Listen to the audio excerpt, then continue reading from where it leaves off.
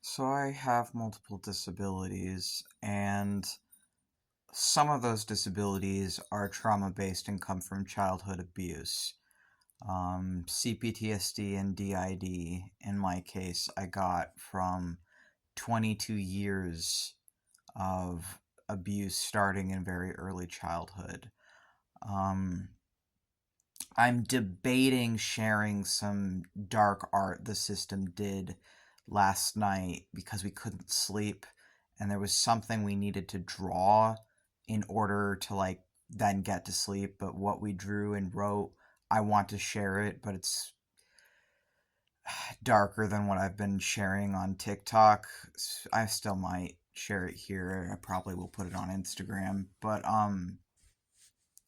because of my experiences and because I was raised half Christian and half atheist, when I started witchcraft, narrowing my path down after spending a few years not using really any labels but just practicing, and then by about the second year to third year, entering the third year, I narrowed my path down to chaos magic, left hand path, sorcery, and demonolatry, and some angelology as well.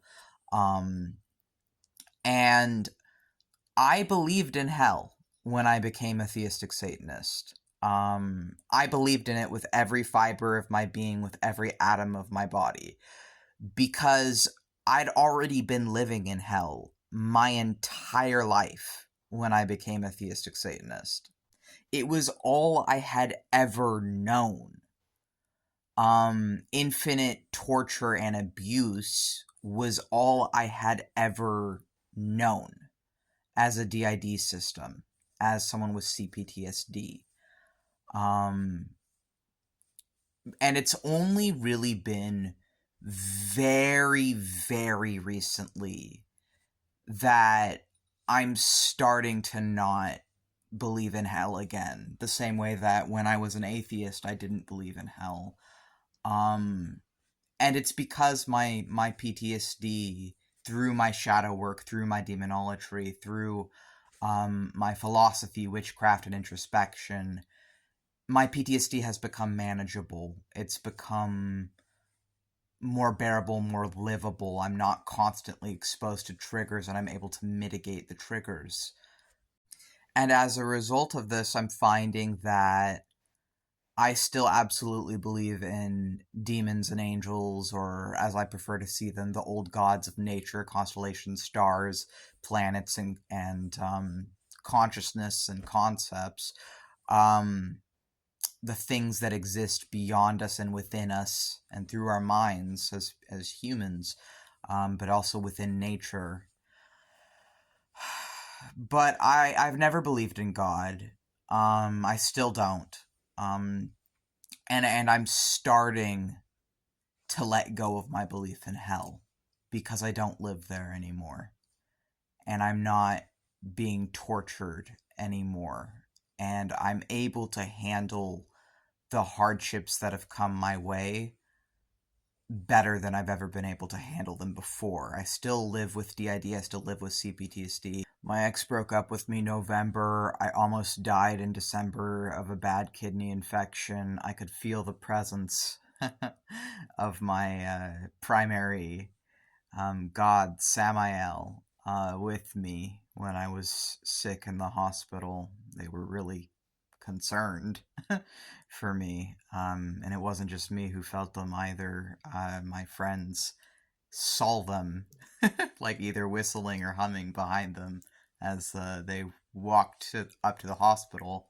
And I knew right away when they described it and when they said that they looked back and no one was there, I knew it was Samael.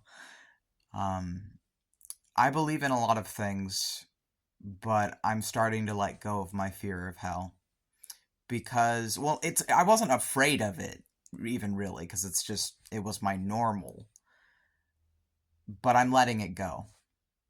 And I think nothing has really made me fear hell less than getting to know the supposed denizens of it, working with Samael, with Lilith, meeting Asmodeus, King Paimon, Belial, Leviathan, minimally Astaroth, and some others like Valefor,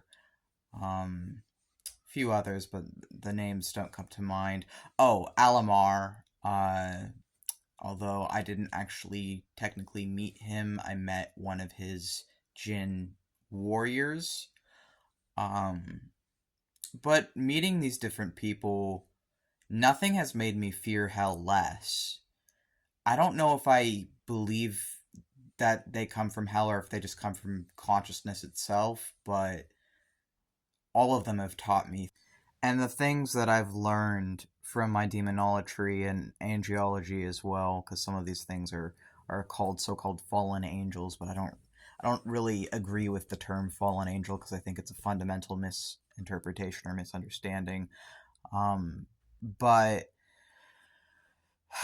these beings, they've all taught me things that I needed to learn and that have helped me and that have created a more wholer experience of life. And I think almost dying, it made me reevaluate kind of everything.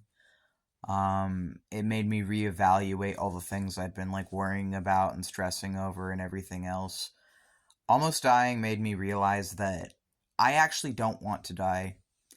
I don't want to die. I want to live longer. I actually want to grow old, I think. And I think as hard as my life has been, I'm not ready to die yet. I'll accept it if it comes. Like I was accepting when I was sick. I was accepting what was happening begrudgingly. I didn't like it. I didn't enjoy it. It was painful as hell. But I'll accept death whenever they come to me, in whatever form they come to me. But I don't want to die. And I think that this is a good a good development for me. But it also made me realize that more fully, I guess, that the only thing that really matters in this life to me is authentic, genuine love and connection, knowledge, depth, empathy, and creativity. And that outside of those things, nothing else matters to me. And those are the things that define my life and give it value to me and give it meaning to me. And I will continue to pursue those things however I can.